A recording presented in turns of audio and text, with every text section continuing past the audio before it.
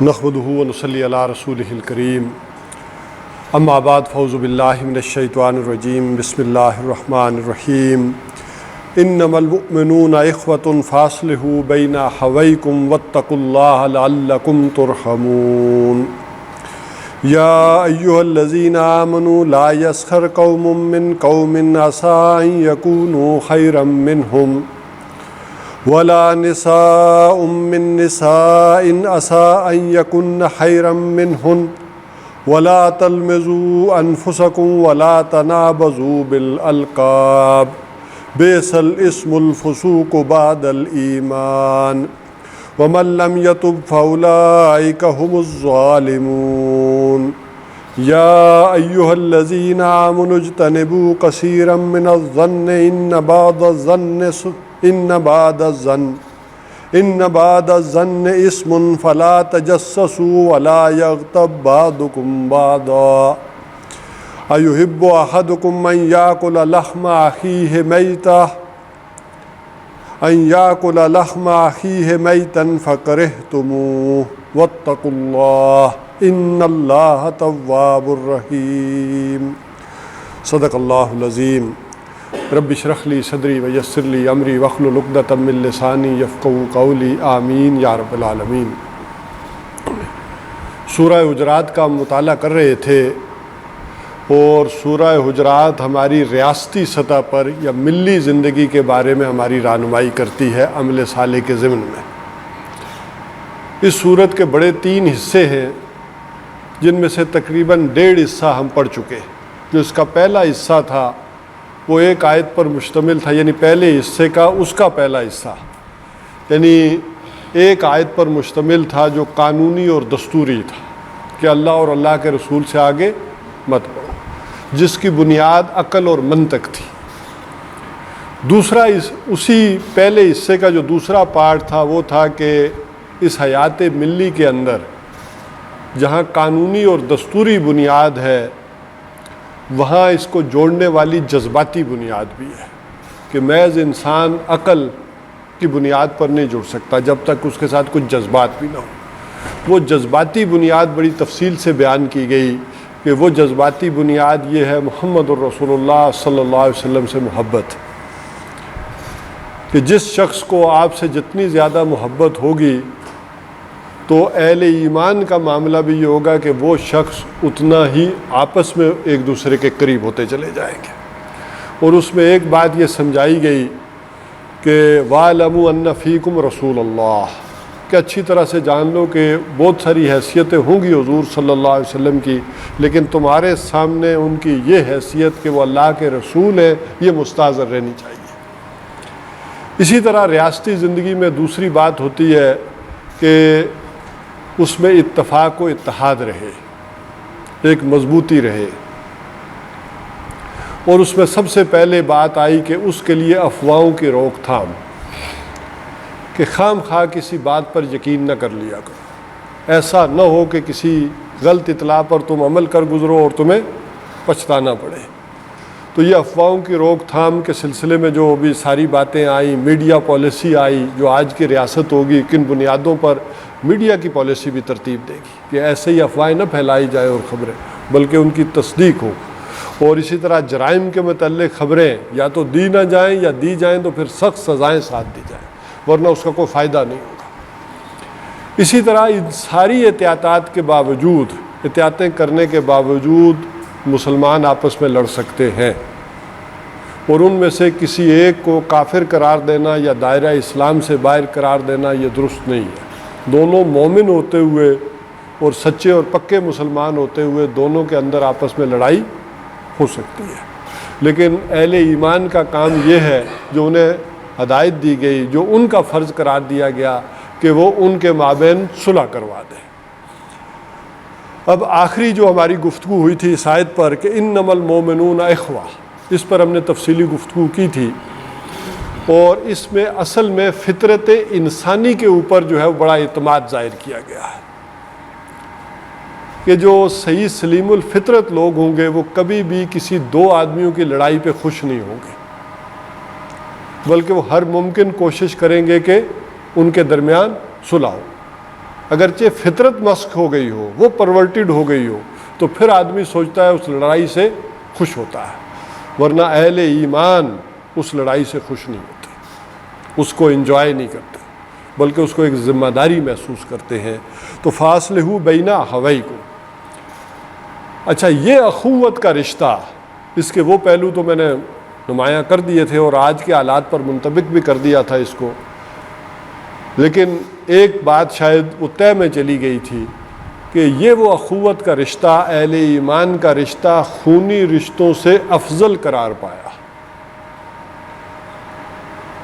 یعنی باہمی مودت اور آپس کا یہ گٹھ جوڑ، یہ اس قدر شدید محمد رسول اللہ صلی اللہ علیہ وسلم نے قائم کیا کہ اس کو فوقیت حاصل رہی ہے خونی رشتے کے اوپر۔ اس کی متعدد مثالیں دیکھیں، ادھر انصار ادھر مہاجرین، جیسے میں نے کہا کہ آج شاید سگے بھائی کو آدمی 1 فٹ جگہ نہ دے، اس پہ قتل ہو جائے، تو وہاں جو حضور صلی اللہ علیہ وسلم نے اخوت کا رشتہ قائم کیا، کسی کے پاس 1 کمرے کا گھر تھا تو اس نے اس میں بھی دیوار ڈالی، کوئی کاروبار تھا تو اس میں بھی تقسیم کی۔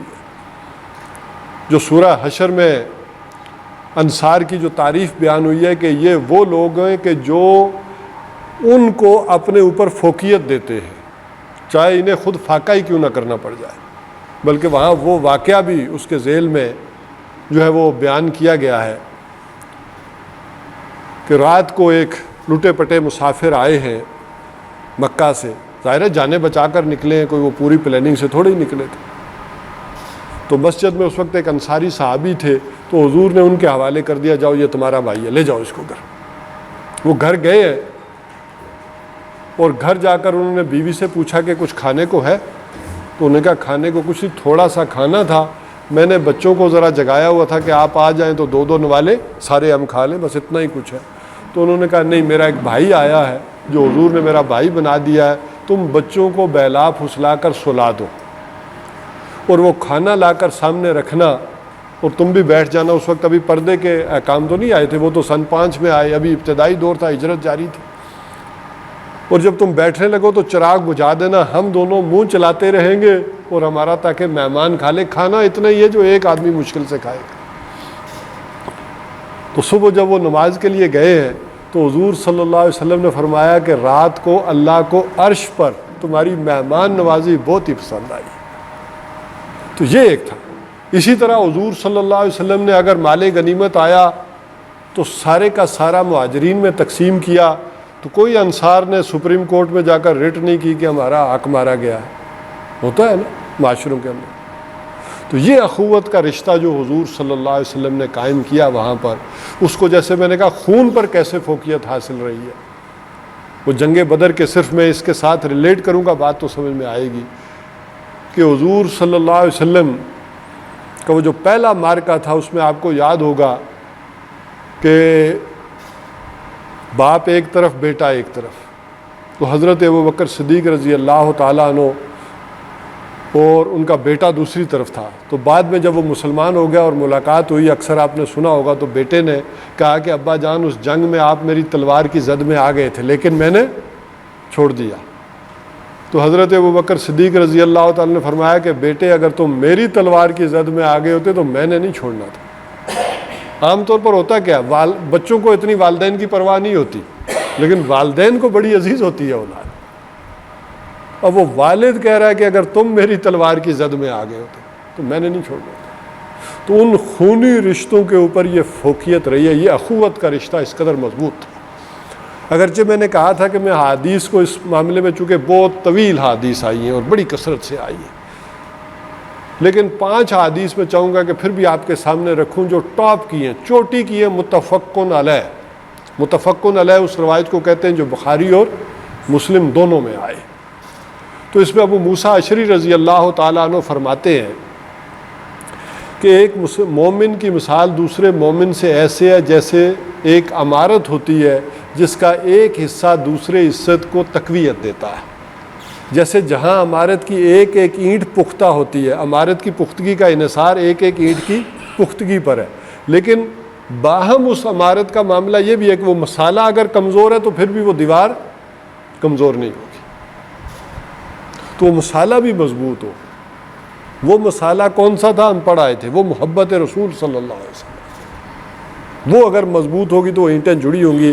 جیسے آپ نے باہم دونوں ہاتھوں کو آپس میں انگلیاں پوست کر کے کہا کہ ایسے جیسے مومن ہوتے، ایسے جیسے انگلیاں ایک دوسرے میں آپس میں پوست ہوتی ہیں. یہ معاملہ ہے. اور اسی طرح دوسری روایت میں فرمایا کہ ایک مومن کا معاملہ دوسرے مومن کے ساتھ ایسے ہے کہ جیسے جسم کے کسی ایک حصے کو کوئی تکلیف ہو تو پورے حصے کو درد اور بخار اسے محسوس ہوتا ہے.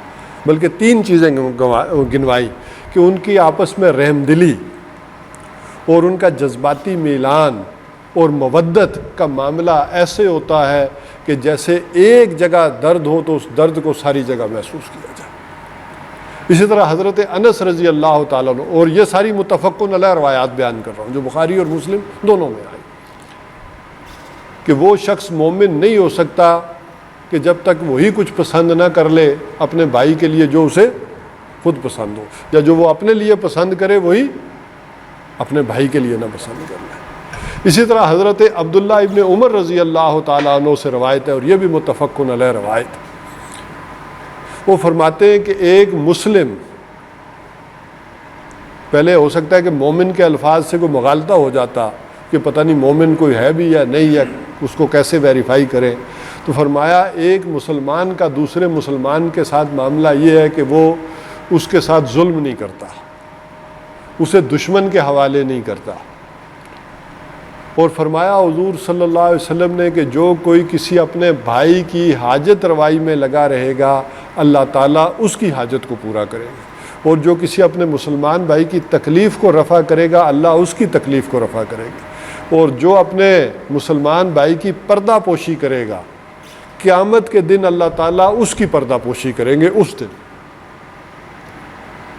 اور اسی طرح ابو ہریرہ رضی اللہ تعالیٰ عنہ فرماتے ہیں کہ ایک مسلمان دوسرے مسلمان سے جھوٹ نہیں بولتا، اس کے ساتھ خیانت نہیں کرتا، اسے تنہا نہیں چھوڑتا، یعنی مشکل میں تکلیف میں اپنے مسلمان بھائی کو تنہا نہیں چھوڑتا.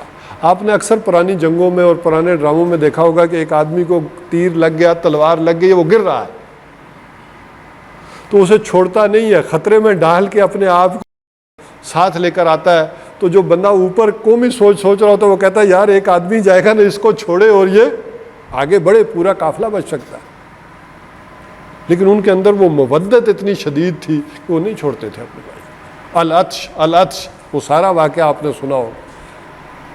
تو یہ سارا معاملہ جو ہے وہ، اور اسی طرح فرمایا کہ ایک مسلمان کا دوسرے مسلمان پر اس کا مال، اس کی عزت اور اس کی جان، یہ تینوں حرام ہے. یہ متفقن علیہ روایات. اور دوسری اگر میں روایات کہوں تو وہ بے شمار آ جائے گی کہ کوئی رشتے پر رشتہ نہ بھیجو، بولی پر بولی نہ دو قیمت بڑھانے کے لیے. یہ بھی مسلمان کا حق ہے. تمہیں معلوم ہو کہ ایک آدمی کہیں رشتہ کر رہا ہے یا رشتے کا پیغام آئے، جب تک وہ بات ختم نہیں ہو جاتی وہاں رشتہ دوسرا آدمی مت بھیجے، مت کوشش کرے. تو یہ ساری چیزیں اپنی جگہ ہیں. بہرحال تو یہ اخوت کا رشتہ اس قدر شدید رہا ہے اہل ایمان کے اندر. واتقوا اللہ، اور اللہ کا تقوی اختیار کرو، لعلکم ترحمون، تاکہ تم پر رحم کیا جائے. جس کو میں نے کہا تھا کہ اصل میں یہ وہ چیزیں ہیں کہ وہ نظام نہ ہونے کی وجہ سے آج ہم اس رحمت سے محروم ہیں. اب اس کے بعد اسی کا ایک دوسرا حصہ جو ہے وہ بیان کیا جا رہا ہے کہ یا ایھا الذین آمنوا لا یسخر قوم من قوم. پہلے میں ترجمہ کر دیتا ہوں. اے وہ لوگوں جو ایمان لائے ہو، کوئی قوم کسی دوسری قوم کا مذاق نہ اڑائے، اس کا تمسخر نہ کرے. عسیٰ ان یکونوا خیرا منہم، ہو سکتا ہے کہ وہ ان سے بہتر ہوں. ولا نساء من نساء، اور نہ کوئی عورتیں دوسری عورتوں کا مذاق اڑائیں. عسیٰ ان یکن خیرا منہن، ہو سکتا ہے کہ وہ ان سے بہتر ہوں. ولا تلمزوا انفسکم، اور نہ آپس میں اپنے آپ کو الزام دو. اپنے آپ کو یعنی آپس میں، اگر تم اپنے کسی مسلمان بھائی کی عیب چینی کر رہے ہو، اسے الزام لگا رہے ہو، تو گویا اپنے آپ کو الزام دے رہے ہو. ولا تنابزوا بالالقاب، اور برے ناموں سے مت پکارو. بیس الاسم الفسوق بعد الایمان، تو ایمان کے بعد گناہ کا نام بھی برا ہے، اس کا نام لینا بھی برا ہے۔ وَمَن لَّمْ يَتُبْ فَأُولَٰئِكَ هُمُ الظَّالِمُونَ، اور وہ کوئی جو توبہ نہیں کرتا اس کے بعد کہ اسے معلوم ہو جائے کہ یہ برائیاں ہیں اور اس سے سرزد ہو رہی ہیں، تو یہی وہ لوگ ہیں جو ظالم ہیں۔ یا ایھا الذین آمنوا اجتنبوا کثیرا من الظن، اچھا ان دو آیات کے اندر جو بیان ہوا ہے بلکہ ترجمہ کر لیں۔ یا ایھا الذین آمنوا اجتنبوا کثیرا من الظن ان بعض الظن اثم، اے اہل ایمان کثرت سے ظن کرنے سے بچو، بعض ظن جو ہوتے ہیں وہ گناہ ہوتے ہیں۔ ولا تجسسوا، اور نہ ٹو میں لگے رہو، یعنی جاسوسی خام خواہ نہ کرو۔ ولا یغتب بعضکم بعضا، اور نہ کوئی تم میں سے کوئی ایک دوسرے کی غیبت کرے۔ ایحب احدکم ان یاکل لحم اخیہ، کیا تم میں سے کوئی یہ پسند کرے گا کہ اپنے مردہ بھائی کا گوشت کھائے؟ فکرہتموہ، تمہیں اچھا نہیں لگا، یہ مثال اور یہ بات اس سے کراہت آئی، تمہیں اچھی نہیں لگی۔ واتقوا اللہ، اور اللہ کا تقوی اختیار کرو، ان اللہ تواب الرحیم، بے شک اللہ تعالیٰ جو ہے وہ توبہ کا قبول کرنے والا ہے اور رحم فرمانے والا۔ ان دو آیات کے اندر 6 حکم آئے ہیں، پہلی آیت کے اندر 3 حکم اور دوسری آیت کے اندر 3 حکم۔ پہلی آیت کے اندر جو 3 حکم آئے ہیں ان کا ایک معاملہ تو یہ روبرو ہوتے ہیں، آمنے سامنے ہوتے ہیں، اور دوسری میں جو آئے ہیں وہ غیر حاضری میں ہوتے ہیں 3۔ اچھا یہ جو پہلے 3 حکم ہیں ان کی کوئی بھی صورت جائز نہیں ہے، یہ سراپا شر ہے، کلیتاً شر ہے۔ جبکہ دوسری آیت میں جو 3 حکم آئے ہیں ان کا ایک پہلو شر کا ہے اور ایک خیر کا ہے، ان میں سے دونوں چیزیں نکل سکتی ہیں، لیکن اصل میں معاملہ ہوگا آپ کی نیت کا، کہ آپ کس نیت کے ساتھ وہ کام کر رہے ہیں، وہ ڈیپینڈ کرے گا، ورنہ اس میں دونوں پہلو موجود رہیں گے۔ تو یہ جو پہلا حکم ہے اس میں دیکھ لیں کہ فرمایا یا ایھا الذین آمنوا لا یسخر قوم من قوم، کوئی قوم دوسری قوم کا مذاق نہ اڑائے۔ اب اس پر گفتگو کرتے ہیں، یہ تمسخر اور مذاق کیوں کیا جاتا ہے؟ جب آدمی ایک دوسرے کو ایک جیسا سمجھے، برابر سمجھے تو پھر نہیں ہوتا۔ یہ تحقیر، بلکہ حدیث سنا دیتا ہوں، حضور صلی اللہ علیہ وسلم نے فرمایا، ترمذی شریف کی روایت ہے، کہ کسی آدمی کے برا ہونے کے لیے اتنا ہی کافی ہے کہ وہ کسی دوسرے کو حقیر جانے، اپنے سے کمتر جانے، یہ کافی ہے۔ تو یہ حقیر کیوں جانتا ہے آدمی؟ اس کی بنیادیں کیا ہیں؟ پہلی بنیاد ہے تکبر، آدمی اپنے آپ کو بڑا سمجھتا ہے۔ ذرا ہم تاریخی اعتبار سے دیکھیں تو یہ تکبر قریش میں بھی تھا، وہ سمجھتے تھے کہ ہم ہیں عربی اور یہ سارے کون ہیں؟ اجمی، گونگے قسم کے لوگ، اور یہ آج بھی ان میں کہیں نہ کہیں اسلامی تعلیمات پس پشت گئی ہیں تو پایا جاتا ہے۔ اسی طرح جو ہمارے پڑھے لکھے لوگوں میں ہوتا ہے، اچھا چلیں تکبر کے ایک تو قریش میں تھا، میں نے کہا ہمارے ہاں ہندوؤں میں برہمن جو ہیں ان میں پایا جاتا ہے کہ ہم بھگوان کے سر سے ہیں، ہم عظیم ہیں، یا بنی اسرائیل نسل کی بنیاد پر وہ بھی اس تکبر میں مبتلا ہیں کہ ہم ہیں، we are chosen people of Lord, all other are gentile are گوئم، دوسرے تو یہ جانور ہیں، اصل انسان تو ہیں ہی ہم۔ اسی طرح جو جدید پڑھے لکھے لوگ ہیں ان میں ذرا آپ بڑے قربت کے ساتھ جائیں تو دیکھیں تو معلوم ہوگا کہ یہ تحقیر ان طبقات میں بھی پیشے کے لحاظ سے پائی جاتی ہے۔ ایک تو پیشے کے اعتبار سے یہ تحقیر ہمارے معاشرے میں قدیم زمانے سے موجود تو ہے، یہ لوہار ہے، یہ موچی ہے، یہ فلاں ہے، یہ فلاں ہے، وہ تحقیر ہے۔ لیکن جدید تعلیم یافتہ طبقات میں بھی دیکھیں، کہیں ڈاکٹرز بیٹھے ہوں گے تو وہ انجینئروں کا مذاق اڑائیں گے کہ یہ کیا چیزیں ہیں، بلکہ ایسے ایسے الفاظ استعمال کریں گے کہ شاید آپ سننا پسند نہ کریں، اور کہیں انجینئر بیٹھے ہوں گے تو وہ ڈاکٹروں کا مذاق اڑائیں گے۔ تو یہ کیا ہے؟ ایک دوسرے کو تحقیر جاننا۔ اسی طرح ایک معاملہ ہوتا ہے اس مذاق اڑانے کا نیکی اور تقوی کی بنیاد پر کہ میں تو ہوں بڑا تہجد گزار اور 5 وقتہ نمازی، اور یہ کون ہے؟ بے نمازی۔ یہ بھی انسان کے اندر ہے۔ اب بات دیکھ لیں، وہی شیطان والی آ گئی، انا خیرم منہ، انا خیرم منہ، میں اس سے بہتر ہوں۔ یہ وہی چیز لے جاتی ہے انسان کو اس تکبر اور غرور کے ساتھ۔ الکبر ردائی، اللہ تعالیٰ فرماتا ہے کہ کبر میری چادر ہے۔ جیسے آج کے زمانے میں یا دیہاتوں میں ہمارے میں کسی کے سر سے کوئی ٹوپی اچھال کے چھین لے، گرا دے، اس کی پگڑی کھینچ لے تو کہتے ہیں فلاں کی پگڑی اچھالنا۔ تو عرب میں یہ ہوتا تھا کہ کسی کے کندھے سے اس کی چادر کھینچیں تو یہ ہوتا تھا اس کی بے عزتی کرتا۔ تو اللہ فرماتا ہے یہ کبر میرے کندھے کی چادر ہے، جس نے مخلوقات میں سے یہ کیا اس نے میرے کندھے سے میری چادر کھینچی، اور جس کے دل میں یہ ذرہ برابر بھی ہوگا جنت سے محروم رہے گا۔ اچھا، پھر اس کے بعد ایک علم کا تکبر ہوتا ہے انسانوں کو، میں زیادہ جاننے والا ہوں، میں زیادہ پڑھا لکھا ہوں، میں زیادہ بڑا عالم ہوں، فلاں کیا جانتا ہے۔ یہ بھی مذاق کا باعث بنتا ہے اور تحقیر کا باعث جو ہے وہ بنتا ہے، اڑاتے ہیں تحقیر وہ۔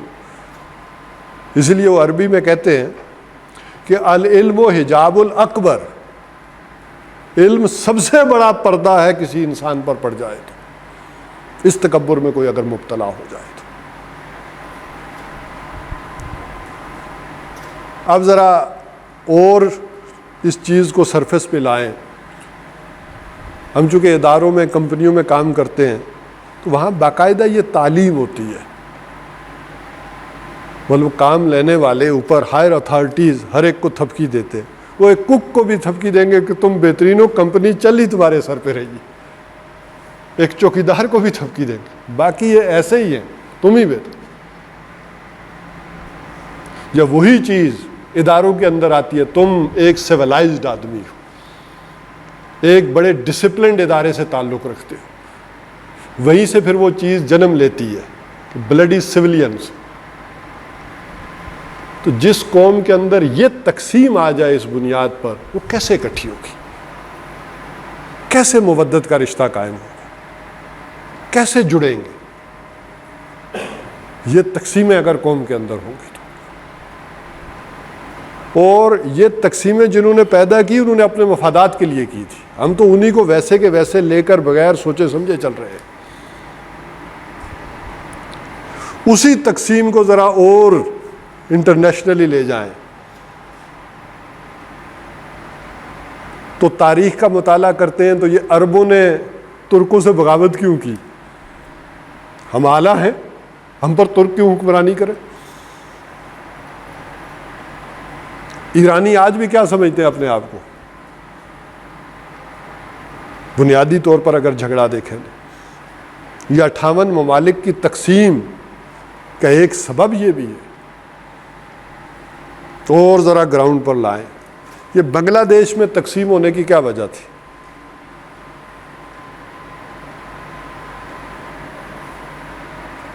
غور کریں نا قوم کے اندر، اس کی بیسک اور بنیادی وجہ کیا تھی؟ یہ کیا کرتے ہیں؟ مذاق ہم بھی اڑاتے تھے سارے، یہ موچھلی، چاول، دھوتی، بنیان، ہوائی چپل، یہ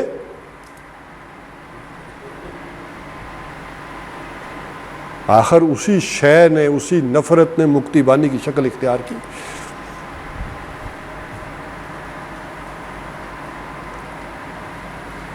بلکہ تاریخ ہمیں وہ بھی بتاتی ہے کہ جب پارلیمنٹ میں بل پیش ہوا، کوئی فنڈ آیا تھا شروع میں باتھ روم کا، اس وقت آج کا حالات تو نہیں تھے نا باتھ روم عام ہوں، تو کوئی انٹرنیشنلی فنڈ آیا کہ باتھ روم ذرا بنائے جائیں۔ وہاں پارلیمنٹ میں بات ہوئی کہ یہ بنگالیوں کو کیا ضرورت ہے وہ باتھ روموں کی، وہ کھیتوں میں چلے جائیں گے، یہ ادھر بننے چاہیے۔ اس کے پیچھے کیا ہے؟ ایک کسی کو گھٹیا سمجھا، وہ تحقیر، وہ توہین ہوئی ہے۔ تو یہ وہ بنیادی چیزیں ہیں، بلکہ اس سے بھی سمجھ لیں جو ہمارے یہاں آج بھی چلتا ہے معاملہ. مہاجرین آئے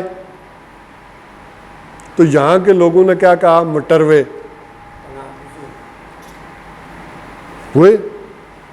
اچھا پھر مقابلے میں انہوں نے کہا پنجابی ٹگے. اب یہ اگلی 2 آیتوں کو بھی میں ساتھ کور کر رہا ہوں. یہ قوموں کے اندر یہ آئی ہیں چیزیں جس کی بنیاد پر یہ پھر چپکلشیں چلی ہیں. یہاں حیات ملی کو جوڑنے کے اسباب بیان ہو رہے ہیں. یہ سمجھے ریاستی سطح پر اس کو ڈسکس کریں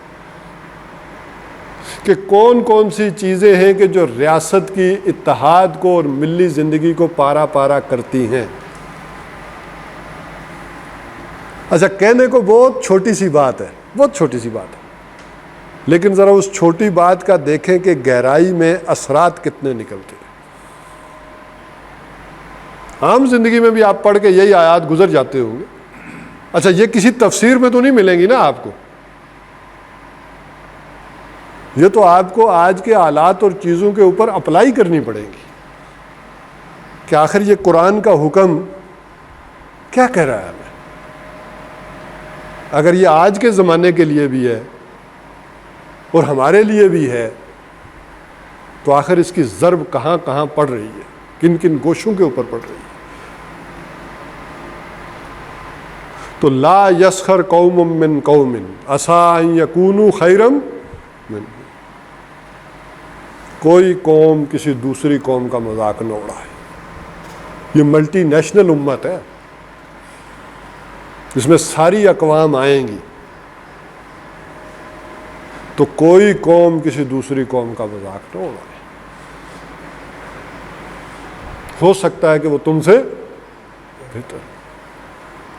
حضرت بلال رضی اللہ تعالیٰ عنہ کیا تھے؟ حبشی، کالے، بال بھی گنگریالے، اونٹ بھی موٹے موٹے، پڑھ سے ہی نہیں سکتے تھے.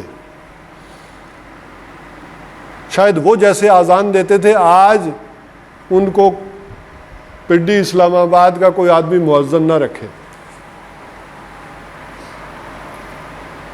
کیوں؟ شین نہیں ادا کر سکتے تھے، اشہدو نہیں کہہ سکتے تھے، اشہد اللہ الہ الا اللہ، یوں وہ اذان دیتے تھے.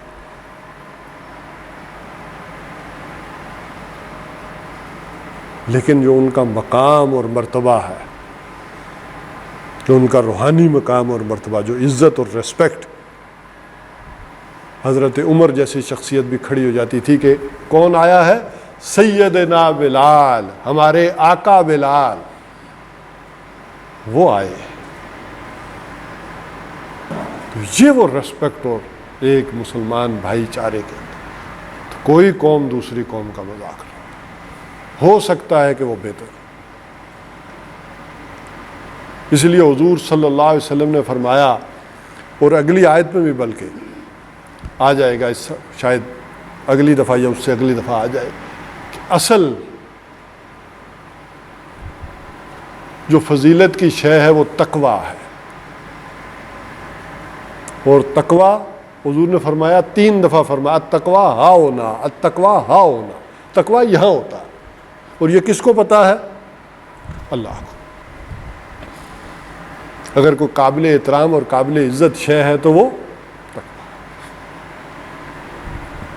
تو اس حوالے سے اچھی طرح سے اس بات کو سمجھ لیں. ہم اس کو بڑا ہلکا لیتے ہیں، کسی کا مذاق نہ اڑائیں. اور یہاں پر خاص کر آگے جو فرمایا، ولا نساء من نساء، اور نہ کوئی عورتیں دوسری عورتوں کا. عام طور پر مردوں کے سیغے میں، مذکر کے سیغے میں عورتیں مراد ہوتی ہیں. جہاں نماز کا حکم آتا ہے وہاں عورتوں کے لیے بھی نماز کا حکم ہے. یہ نہیں ہے کہ وہاں علیحدہ سے آیا. یا ایھا الذین آمنوا میں وہ بھی آ جاتی ہیں. بہت خاص خاص موقع ہیں جہاں عورتوں کو علیحدہ کر کے خطاب کیا گیا، جن میں سے ایک یہ بھی تھا، کیونکہ یہ معاملہ عورتوں میں زیادہ ہوتا ہے. میں جڑوں میں خاتمہ ہوگا تو پھر یہ ایک قوم بنے گی، ایک جڑے گی. اس کے اوپر مذہبی تفرقہ بازی یہ تو میں ذرا ادھر آیا تھا، اب اس کا رخ کریں مذہبی اعتبار سے. تو کسی کو اپنے موحد ہونے کا بڑا غرہ ہے اور باقیوں کو کیا سمجھ رہا ہے؟ مشرک. اس نے ایک وہ لیا ہوا ہے ڈنڈا اور سب کو مشرک قرار دے رہا ہے. کوئی عاشق رسول ہونے کا دعوے دار ہے اور باقیوں کو گستاخ قرار دے رہا ہے. اختلاف رحمت ایک حد تک ہے، جب اس درجے میں پہنچ جائے تو یہ زحمت ہے. اور اس سارے کے پیچھے ابھی میں نے ایک سبب بیان کیا ہے کہ اس سارے کے پیچھے کیا ہے؟ تکبر، دوسرے کو گھٹیا سمجھنا، دوسرے کو اپنے برابر کرنا. اگر انسان دوسرے کو اپنے برابر کا سمجھے گا تو کبھی بھی یہ بات نہیں کرے گا، کبھی کسی چیز پر غرہ نہیں کرے گا.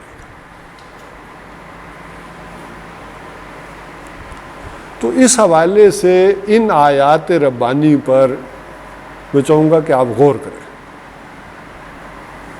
ان کو بحث مباحثے کا، آپس میں ایجوکیشن کا، کہ آخر یہ بات ہے آئی ہے قرآن حکیم میں تو بے مقصد تو نہیں آگے معاذ اللہ. تو یہ کیسے ہم اس کو اپنی زندگیوں میں اپلائی کریں؟ اور ریاستی سطح پر جب یہ صورت بحث کر رہی ہے تو اس کو ہم اس کی ریاستی اسپیکٹس کے اندر لیں نا، کہ کہاں کہاں اس کے افیکٹ پڑے اور کس کس قدر امت مسلمہ کے اندر اس کی دراڑیں پڑی ہوئی ہیں اس بات کی.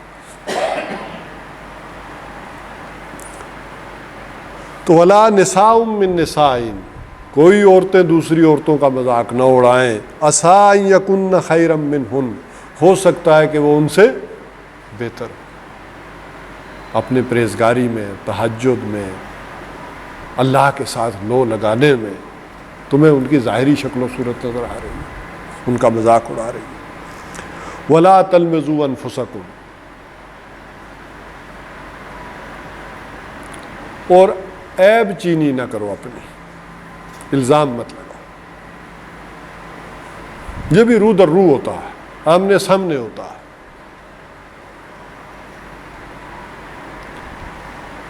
تو یہ ایک دوسرے کے اوپر الزام لگانا،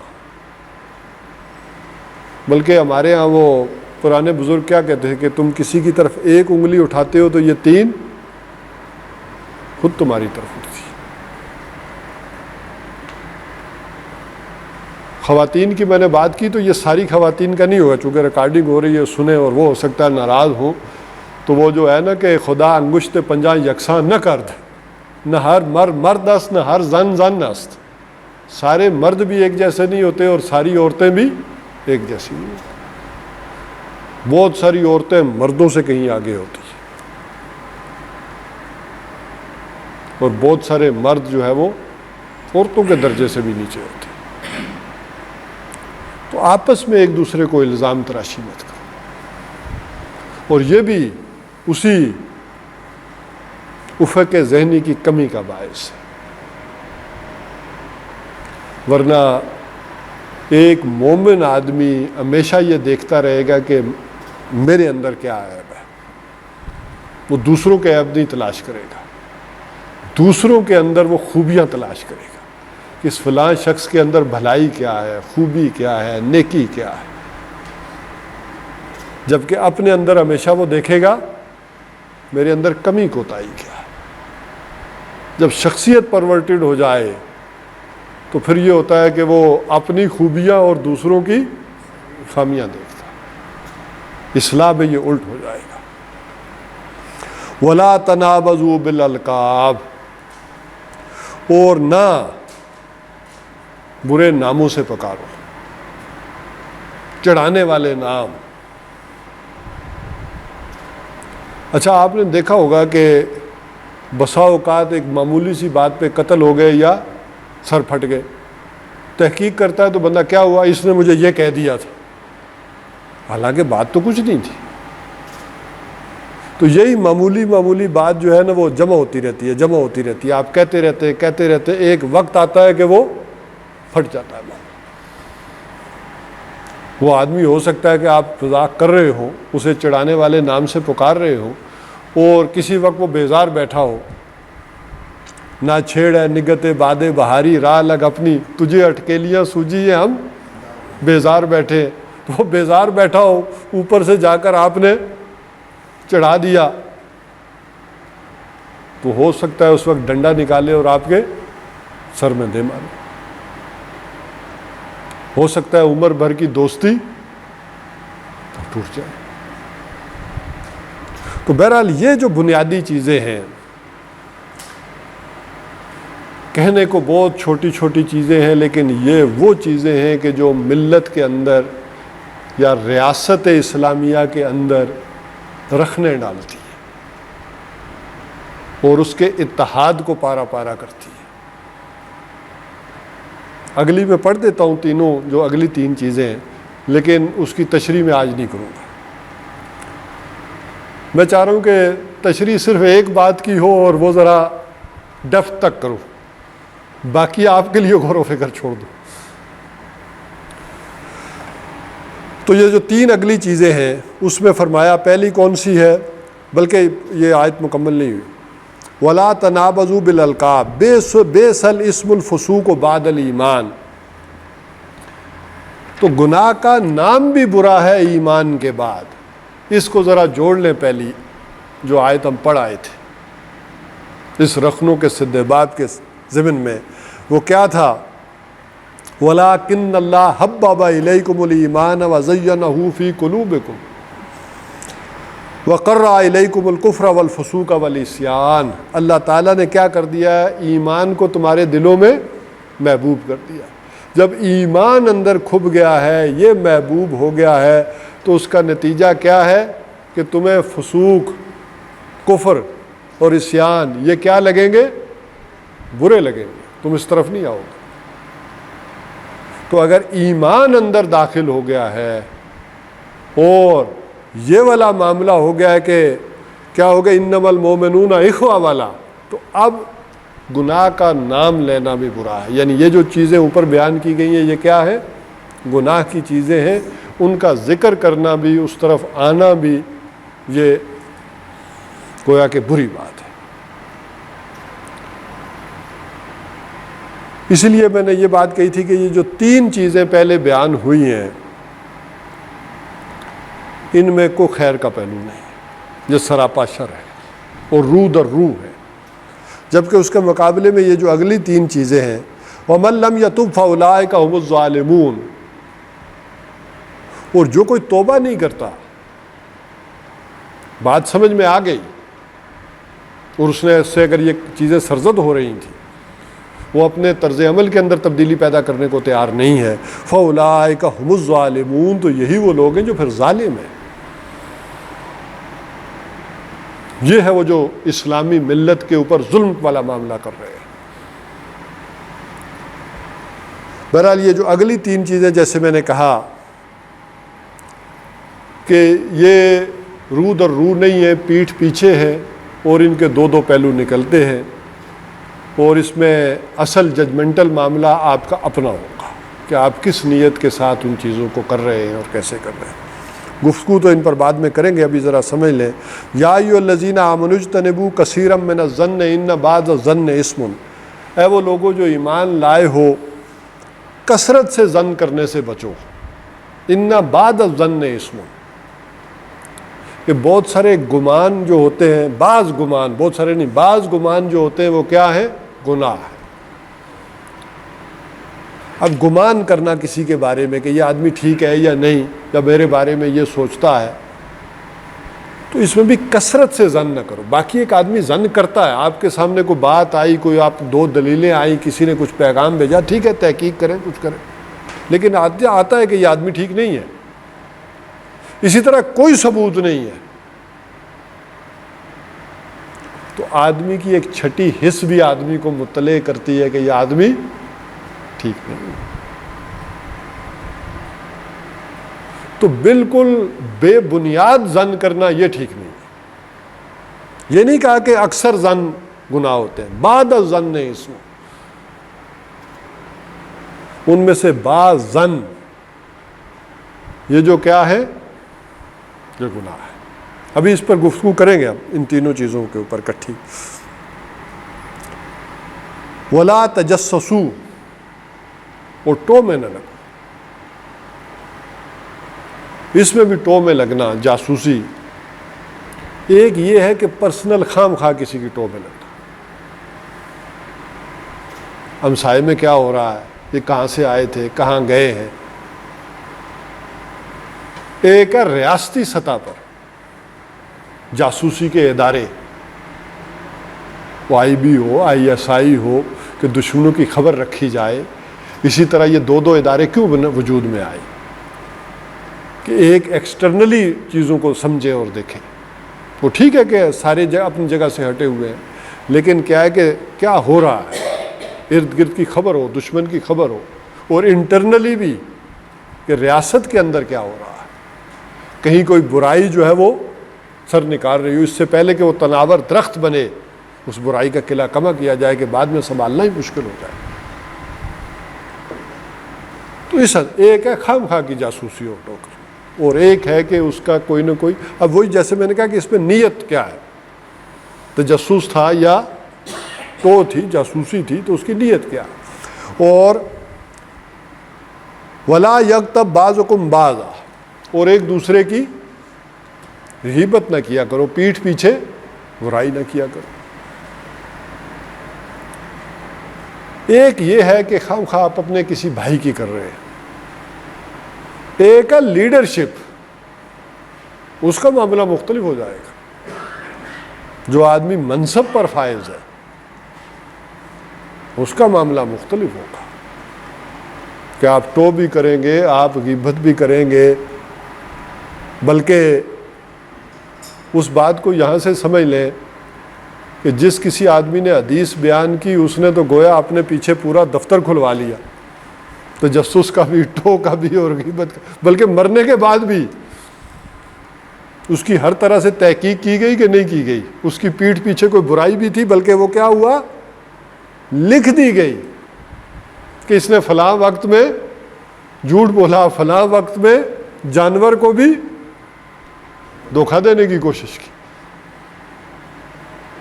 یعنی دنیا میں ذرا اندازہ کریں، آج تو جدید اس وقت 1,00,000 آدمی کا اس ڈیٹیل میں بایو ڈیٹا اکٹھا کیا گیا کہ اس نے کیا کیا کیا.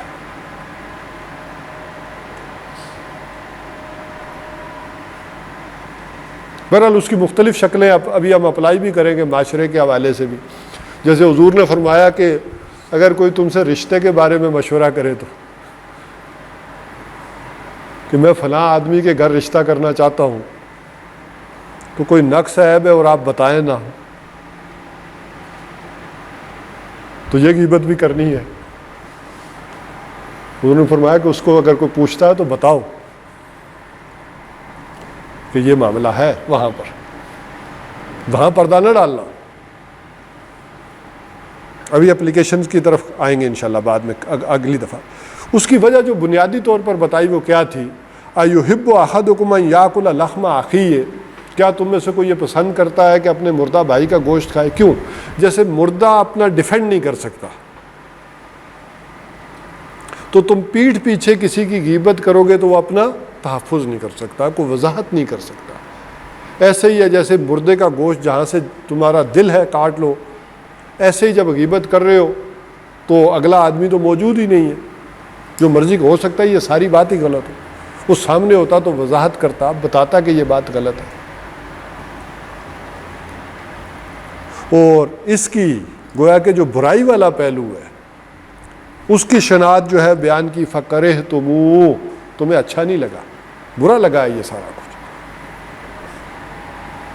لیکن بعض لوگ تو ہو سکتا ہے اس درجے بھی یہاں گئے ہوں کہ یہ اللہ کا کلام ہے جو ایسی باتیں ہو رہی ہیں، لیکن کسی بات کی گہرائی اور ڈیپتھ اس وقت تک سامنے نہیں آتی جب تک کہ اس طرح کے اگزامپل دے کر سمجھایا نہ جائے. واتقوا اللہ، اور اللہ کا تقوی اختیار کرو. ان اللہ تواب الرحیم، یقیناً اللہ تعالیٰ توبہ کا قبول کرنے والا ہے اور رحم فرمانے والا ہے. یہاں آ کر ہمارے 2 حصے مکمل ہو جائیں گے. البتہ ان آخری 3 آیات کے اوپر آئندہ کی نشست میں ہم گفتگو کریں گے، تاکہ میں پہلو کھولوں گا تو پھر شاید کور نہیں ہوں گے۔ بس یقول قولی ھذا واستغفر اللہ لی ولکم ولسائر المسلمین۔